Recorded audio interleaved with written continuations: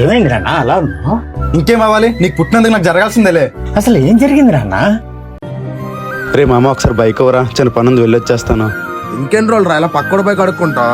లేదురా మామ, ఈ నెల మనం కొనేస్తున్నాడు రా. సంవత్సరం నుంచి ఇదే మాట చెప్తున్నావురా.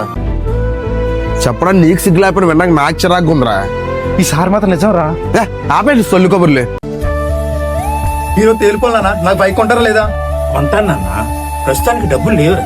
డబ్బులు లేవా? బీరోలో 2 లక్షలు ఉన్నాయి నాకు తెలుసు. ఆ డబ్బులతో అవసరం ఉందిరా. మనం ఇల్లు కొనుక్కోవడానికి కదా. నాకు జాబ్ వచ్చిన తర్వాత నేను కొంటానులే. దానికి కాదురా. ఏంటి నాన్న, అమ్మ లేదని ఎవరన్నా ఉంచుకున్నావా? ఇల్లు కొనడానికి కాదు అంటున్నావు కదా, దానికి గాని మొదలు పెడతావేమోనని. చాలా సంతోషంరా నాన్న, నన్ను బాగా అర్థం చేసుకున్నందుకు. నువ్వేం బాధపడకురా, రేపే కొంటా.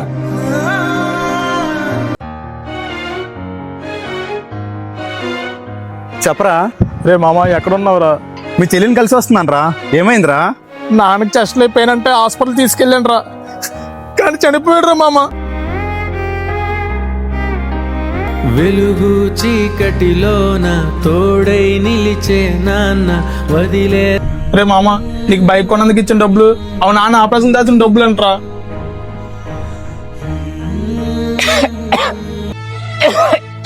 ఏమైంది నాన్న?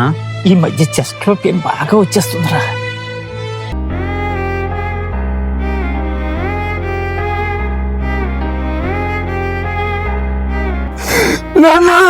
పొరబాటున చేయి జారిన తరుణం తిరిగొస్తుందా?